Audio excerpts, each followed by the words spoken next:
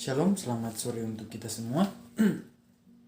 Pada saat ini kita akan membaca dan merenungkan sebagian kecil dari firman Tuhan. Namun sebelum itu mari kita satu dalam doa, kita berdoa.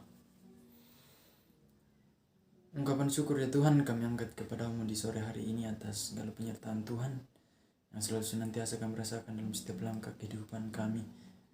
Pada saat ini Tuhan kami akan membaca, merenungkan sebagian kecil dari firman-Mu.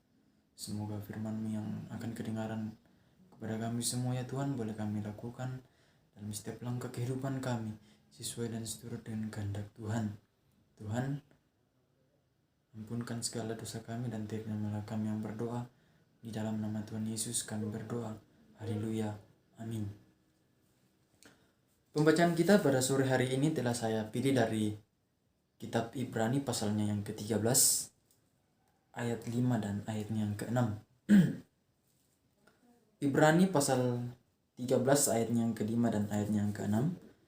Firman Tuhan, janganlah kamu menjadi hamba uang dan cukupkanlah dirimu dengan apa yang ada padamu. Karena Allah telah berfirman, aku sekali-kali tidak akan membiarkan engkau dan aku sekali-kali tidak akan meninggalkan engkau. Sebab itu dengan yakin kita dapat berkata, Tuhan adalah penolongku, aku tidak akan takut. Apakah yang dapat dilakukan manusia terhadap aku? Amin, firman Tuhan. Dari kedua ayat dari pembacaan kita pada sore hari ini, saya mencoba memberikan satu tema, yaitu hidup dalam penyertaan Tuhan. Hidup dalam penyertaan Tuhan. Nah, sebelum lebih jauh kita mempelajari firman Tuhan ini, ada sebuah pertanyaan untuk kita semua.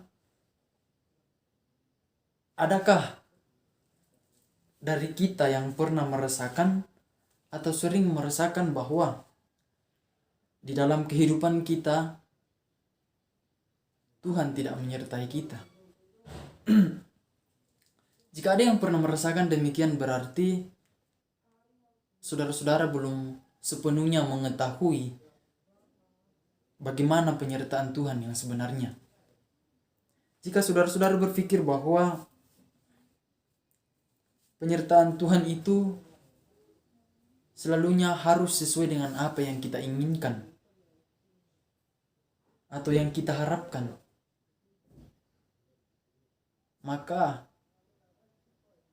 dalam kehidupan kita saudara-saudara pasti kita akan seringkali merasa kecewa jika kita beranggapan bahwa penyertaan Tuhan itu harus selalunya sesuai dengan keinginan kita atau harapan kita. Maka dalam kehidupan kita pasti akan selalu merasa kecewa atau merasa bahwa Tuhan tidak pernah menyertai kita. Ada sebuah ilustrasi menceritakan seorang pemuda yang dalam kesehariannya dia bekerja sebagai tukang ojek online. Seorang pemuda ini bisa dikata bahwa seorang pemuda yang saleh, rajin beribadah kepada Tuhan. Dia selalu mendekatkan diri kepada Tuhan. Pada suatu malam ketika seorang pemuda ini hendak tidur, dia tak lupa untuk berdoa kepada Tuhan. Katanya dia berdoa, ya Tuhan, terima kasih atas penyertaan-Mu dalam sepanjang hari ini. Itu semua ya Tuhan boleh saya lalui karena berkat dan pertolongan Tuhan. Dan pada saat ini ya Tuhan, saya mau beristirahat, kiranya Tuhan menyertai saya, melindungi saya, menjauhkan saya dari segala mara bahaya. Hingga besok pagi ya Tuhan, saya dapat bangun dengan tubuh yang sehat tanpa kekurangan apapun. Inilah doa saya yang saya bawa kepadamu melalui anak-Mu Yesus Kristus, itulah Tuhan dan Juru Selamat kami yang hidup. Amin. Nah, itulah doa si orang pemuda ini. Setelah pemuda ini berdoa, dia berbaring. Namun tiba-tiba HP-nya berdering. Dia mengangkat. Ternyata yang menelpon seorang pemuda ini adalah seseorang yang menyuruhnya untuk menjemputnya besok pagi jam 7.30. Lalu si pemuda ini mengiyakan Kemudian setelah teleponnya ditutup, seorang pemuda ini langsung tidur. Kemudian keesokan harinya, pemuda ini terbangun dan dia merasa kaget karena dia bangun jam 8.30. Jadi dia bangun, dia melihat jam, ternyata sudah jam 8.30. Dia sangat kaget karena satu penumpangnya tidak jadi diantar karena dia terlambat bangun. Kemudian seorang pemuda ini sebelum dia turun dari tempat tidur, dia kembali berdoa kepada Tuhan. Katanya, terima kasih ya Tuhan, karena Engkau telah menyertai saya dalam sepanjang tidur saya, sehingga pada pagi hari ini saya bisa bangun dengan tubuh yang sehat tanpa kekurangan apapun.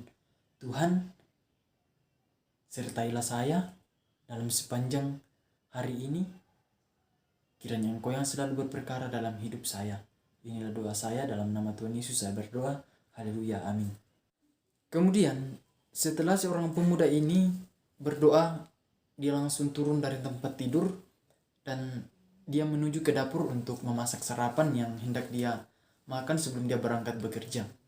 Namun ketika dia ingin menyalakan kompor, tiba-tiba kompornya tidak mau menyala, padahal gas di dalam tabung itu masih penuh. Seorang pemuda ini berusaha semaksimal mungkin untuk menyalakan kompor yang ingin dipakai memasak mie yang akan dimakan sebelum dia berangkat bekerja, namun kompornya tetap tidak mau menyala.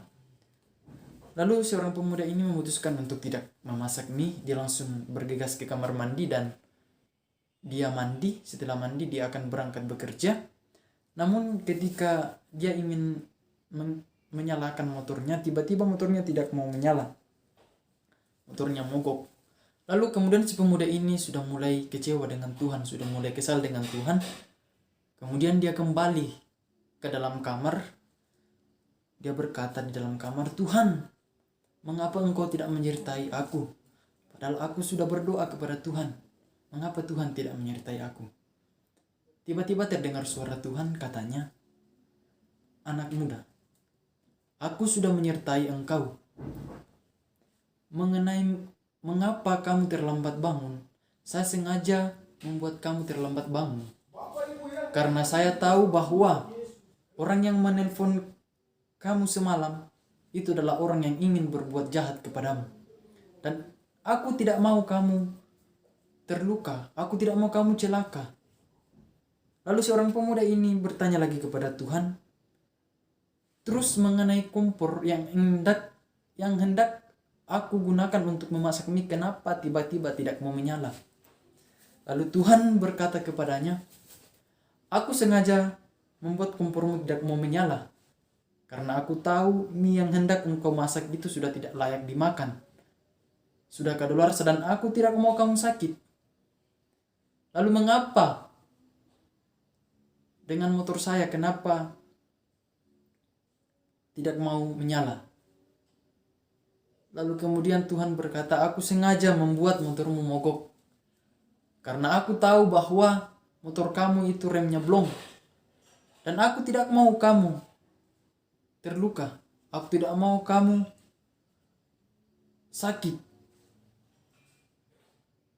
Karena sesuai dengan permintaanmu dalam doamu, aku akan menyertai engkau. Lalu kemudian si pemuda ini tertunduk dan merenung semua apa yang terjadi padanya. Nah, dari ilustrasi di atas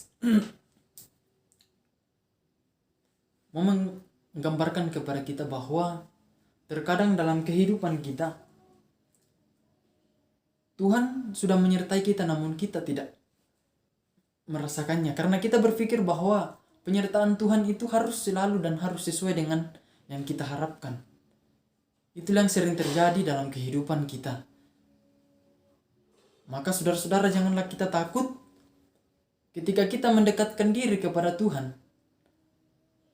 Ketika kita selalu melibatkan Tuhan dalam setiap langkah kehidupan kita, maka Tuhan akan selalu menyertai kita. Penyertaan Tuhan akan selalu ada buat kita.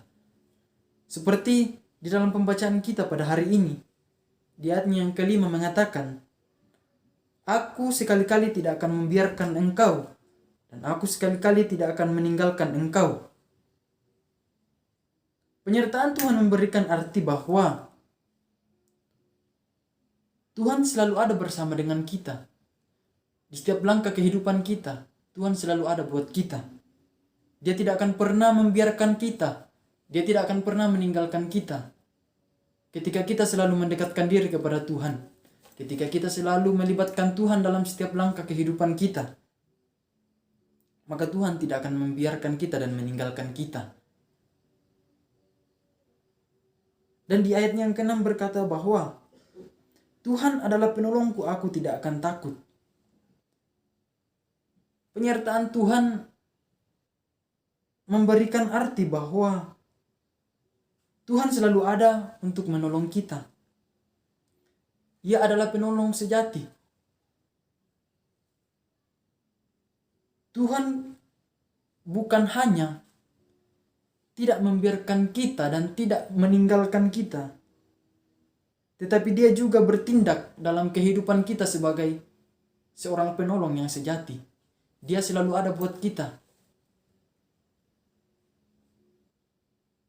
Di dalam kehidupan kita, ketika kita melibatkan Tuhan, maka janganlah kita takut, karena Tuhan akan selalu menyertai kita. Tuhan akan selalu melindungi kita. Tuhan akan selalu menjauhkan kita dari segala mara bahaya.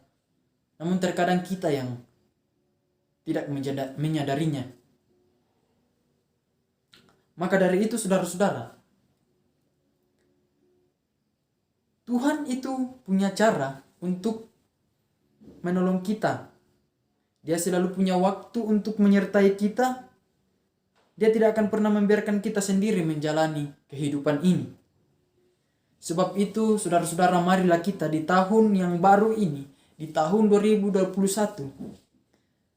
ini kita terus mengandalkan Tuhan dalam kehidupan kita.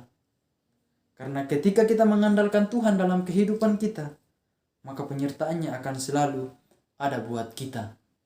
Kiranya Roh Kudus yang selalu menyertai kita dalam setiap langkah kehidupan kita. Terpujilah Tuhan. Haleluya. Amin.